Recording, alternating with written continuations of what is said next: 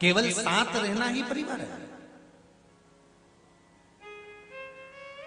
अब चार भाई, चार बहुएं, नंदे, बच्चे, सास ससुर सब रह रहे हैं और आपस में एक दूसरे से बात ही नहीं कर रहे तो परिवार कहलाएगा? अरे बोलते जाओ जरा, नहीं कहलाएगा। बस कहने का परिवार, हम सब पूरा परिवार एक साथ रहता, हमारा पूरा परिवार एक साथ है। जब पूरा परिवार एक साथ है तो एक के चेहरे पर अगर हंसी नहीं है, एक के चेहरे पर अगर मुस्कुराहट नहीं है, तो फिर जो परिवार में लोग रहते हैं उनको पूछना चाहिए ना कि इसको हुआ क्या है, तकलीफ क्या है, क्या हुआ। पर किसी को किसी से मतलब नहीं। रोटी खाई, अपने अपने कमरे में चले गए, सवेरे उठे, दुकान पे चले गए, नौकरी पे चले गए, सर्विस पे चले गए, शाम को आए, अपने बच्चों के साथ थोड़ी देर घूम फिर आए, फिर आ गए। पर परिवार का मतलब ये नहीं होता कि आप खुद अपनी अलमस्ती में रहो। परिवार का मतलब रहता है कि चार लोग अगर रह रहे हैं तो किसी के चेहरे पर रौनक खत्म नहीं होना चाहिए, उसके चेहरे पर प्रसन्नता बनी होना चाहिए। वो परिवार का मतलब है।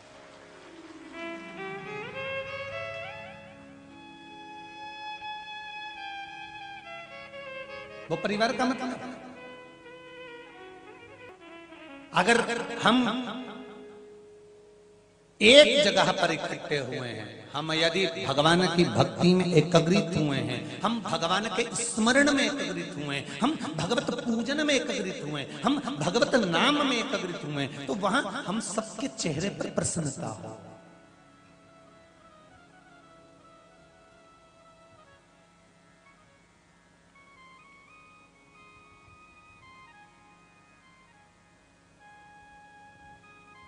कोई दुखी है और कोई सुखी है तो उसका नाम परिवार नहीं हो सकता। परिवार का मूल तत्व है सब सुखी है।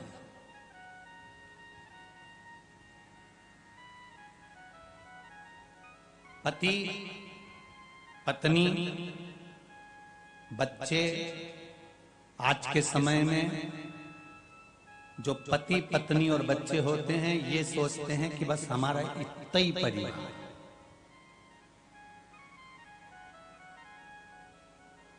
आज के जमाने के बच्चों को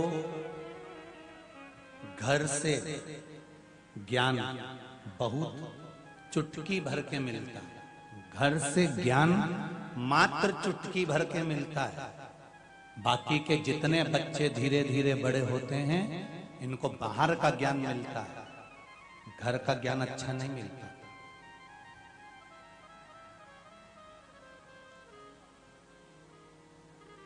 पहले की जो माताएं होती थी वो अपने बच्चों को ज्ञान प्रदान करती थी और इतना प्रबल ज्ञान देती थी कि बच्चों के चित्त और वृत्ति में वो बैठ जाता था।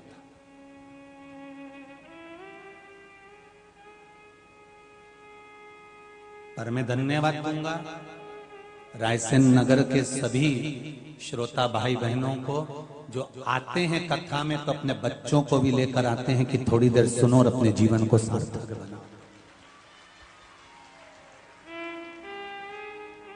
पहले गुरुकुल होते थे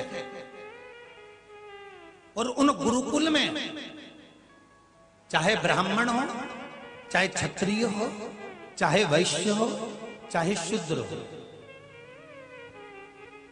गुरुकुल में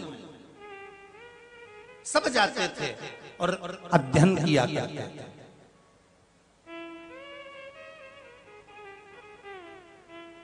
सबके मस्तक पर त्रिपुंड लगता था, सबके गले में तुलसी और रुद्राक्ष की माला हुआ करती थी और सबका भगवत भजन में मन लगा होता था। अब एक बात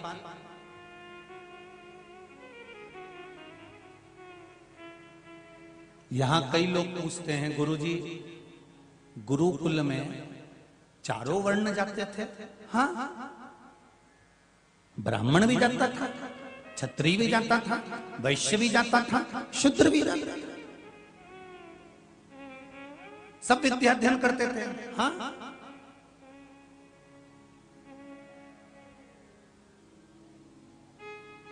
गुरुदेव, ये संवाद किसी पुराण में मिल सकता है? क्यों नहीं मिलेगा? विष्णु पुराण उठा लो, श्रीमद् भागवत उठा लो,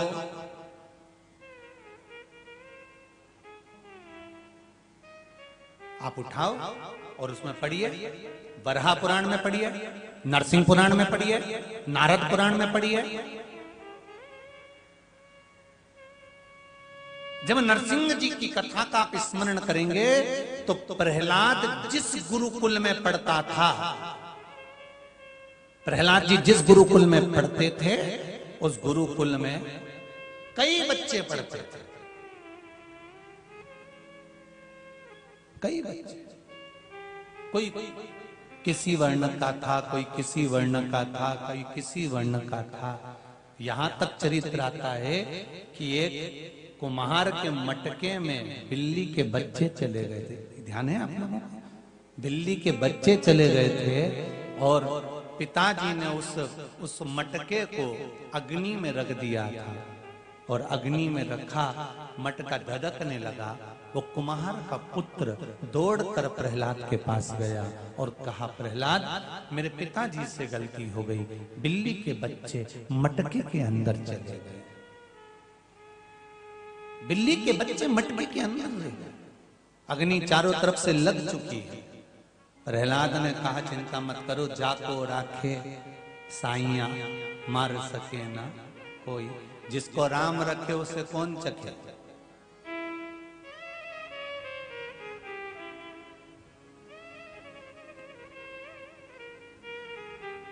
क्या चिंता करना, टेंशन मत लो, अपन हरि भजन करो। और प्रहलाद जी ने जब हरि भजन किया,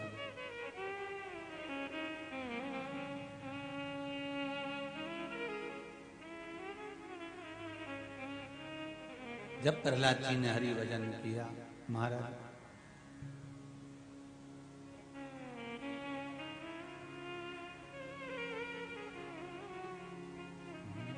प्रहलाद जी ने श्री हरि को याद किया, भगवान को याद किया।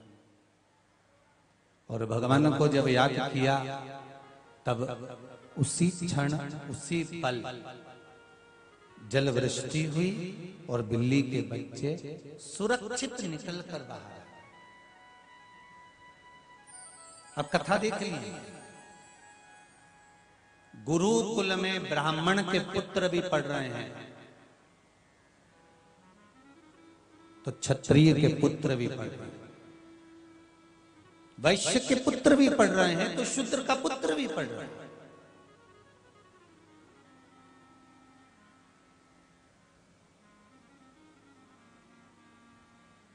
गुरुकुल का मतलब क्या होता है, जरा ध्यान दीजिएगा कि गुरुकुल का मतलब होता है जहां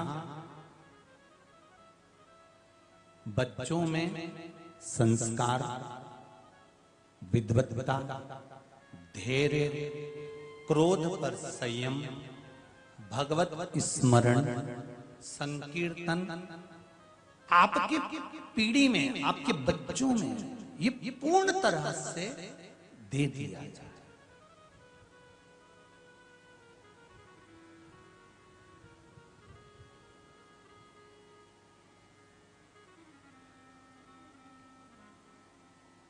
शिव महापुराण की कथा क्या है? कथा में यहां पर ब्राह्मण भी बैठे हैं तो क्षत्रिय भी बैठे हैं तो वैश्य भी बैठा है तो शूद्र भी बैठा है।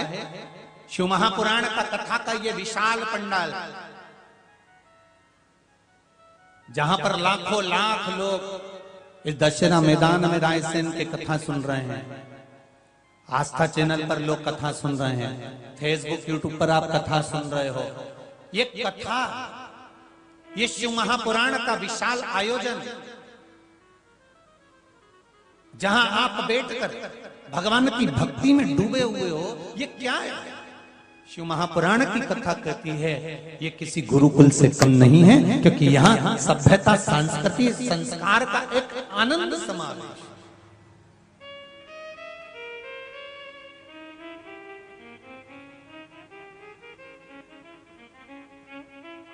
घर में जब टीवी चलती है ना शिव महापुराण के लिए, रायसेन के भी घर घर में चल रही होगी, घर में जब टीवियां चलती हैं कथा के लिए, तो कथा सुनने के लिए भले माँ सुन रही है, भले बूढ़ी दादी सुन रही है, भले बूढ़ा पिता सुन रहा है, बुजुर्ग सुन रहा है, या आपने मोबाइल पर कथा सुन रहे हो तो भले आप सुन रहे हो, पर हो सकता है उस मोबाइल पर जब कथा सुन रहे हो, टीवी पर जब कथा सुन रहे हो, तो उसका थोड़ा सा अंश किसी कान में चला जाए, थोड़ा सा। अब किसी ने ये प्रश्न भी करा कि गुरुजी ये बताओ कि आप कहते हो कि इतना सा अगर किसी के कान में चला जाए तो उसको भी फल मिल जाता है, क्यों नहीं मिलता? जब इतनी सी गोली शरीर में जाते से सिर दर्द बंद कर देती है। अच्छा एक बात बताओ, गोली को कैसे मालूम होता है कि पेट दुख रहा है तो पेट ही बंद करना, और गोली को यह कैसे मालूम कि ये हाथ दुख रहा है तो हाथ ही बंद करना? किसी किसी की कमर चली जाती है, कुस्का खसक जाता है, तो गोली को कैसे मालूम कि कुस्का ही सही करना है?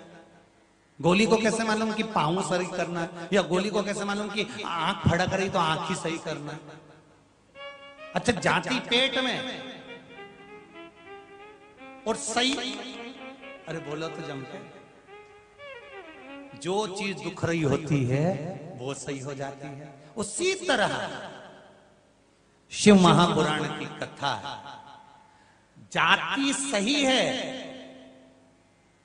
और जहां बैठना है, जिसकी चित्त वृत्ति में जिस जगह जिस लिए बैठना है, ये गोली वहां बैठ जाती है और उसका कल्याण करता है। ये गोली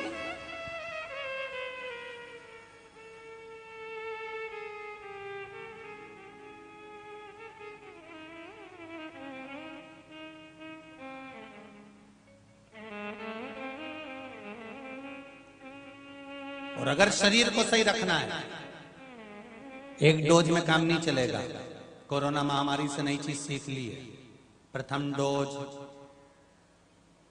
अरे जम के तो बोलो, दूसरा, फिर तुम लोगों ने वैक्सीन लगवाई कि नहीं लगवाई? जरा हाथ तो उठा के बोलो, सही है, लगवा ली? पक्का?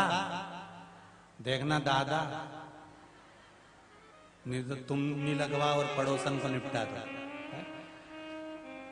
और अगर नहीं लगवाई हो तो ये यहाँ से निकलते हैं ना जब रास्ते में, तो यही एक शायद स्वास्थ्य केंद्र बना हुआ है, तो तुम वहां जाके कह देना दादा वैक्सीन लगा दो, तो वो पूछेगा, पहले तो तुम्हारा फोटो खींचेगा, अभी तक कहाँ गई थी लीला, फोटो खींचेगा।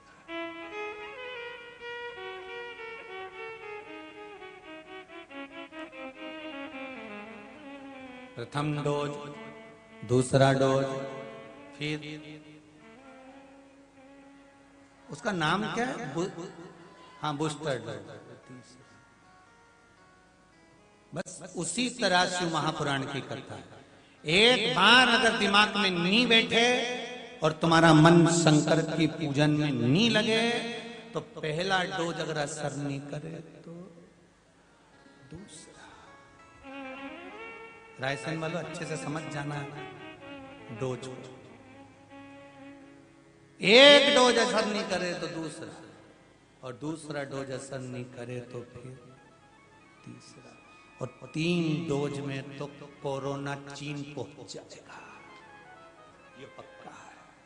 और 3 डोज शिव महापुराण की कथा अगर दिल से 2 बार 3 बार सुन ली तो फिर मन दूसरे काम में नहीं लगेगा, फिर मन लगेगा तो शिव की भक्ति में ही लगेगा, फिर दूसरा नहीं भावे कि खानो नहीं भावे मन पीनो नहीं भावे रे, दौड़ दौड़ मन सत्संग ओ में तो शिव की पुजारन ऐसी हो गई रे, सपनों में आवे महारा सांवरिया। पहले कथा में हम थोड़ी थोड़ी देर में हर हर महादेव खिलवाते थे, थोड़ी थोड़ी देर में हम बोलते थे हर हर महादेव। तो जितने लोग मोबाइल पे कथा सुनते हैं ना, वो लोग ने पत्र लिखकर भेजा कि गुरुजी आपसे निवेदन है कि आप बोलते हो कि जो हाथ उठा के हर हर महादेव नहीं बोले उसको उठा लीजिए भगवान। जब आप ऐसा बोलते हो ना तो हम गाड़ी चलाते रहते हैं, फिर हमको गाड़ी रोकना पड़ती है और दोनों हाथ उठा करके बोलना पड़ता है हर हर महादेव। तो तुम्हारे ये हर हर महादेव से हम बड़े परेशान हैं। फिर जब से बंद कर दिया कि तुम गाड़ी छोड़ के हर हर महादेव मत बोलो, तुम तो पूरी पूरी कथा सुनो। इसलिए कथा शुरू होती है तब हर हर महादेव बोलते हैं और एंड होती है, विराम होता है तब बोलते हैं, जिससे तुम्हें गाड़ी चलाने में दिक्कत नहीं है, क्योंकि तुम्हारा हेडफोन लगा रहता है और तुम गाड़ी पे सुनते रहते हो शिव महापुराण की कथा चलते चलते सुनते हो। और जैसे ही हमने बोला दीन बंधु दयालु दया कीजिए, जो दोनों हाथ उठा के हर हर महादेव नहीं बोले उसको उठा लीजिए, तो तुम्हें गाड़ी खड़ी करना पड़ता है कि भगवान उठा लिया तो अपन तो भैया गाड़ी खड़ी करो और दोनों हाथ से। तो शिव आराधना एक बार में काम नहीं चले, दूसरी बार सुनो, दूसरी बार में काम नहीं चले, तीसरी बार सुनो। पर शंकर की कथा प्रतिदिन अगर मौका मिल जाए तो रात्रि को नींद नहीं आए तो आधे घंटे चालू कर ऑनलाइन फिर श्रवण कर लीजिए, जीवन में उतार लीजिए। शिव तत्व हमारे भीतर होना चाहिए, शंकर तत्व हमारे भीतर होगा। पृथ्वी आकाश अग्नि वायु ये सारे तत्व जब हमारे भीतर समाहित हैं तो हम शिव से क्यों दूर हो जाए।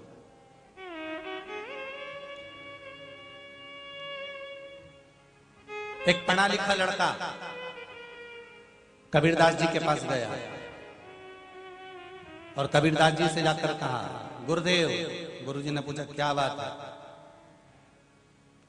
मैं इतना पढ़ लिख गया, मुझ में इतनी विद्वत्ता है, मैं इतना विद्वान हूं, मैं इतना ज्ञानवान हूं गुरुदेव,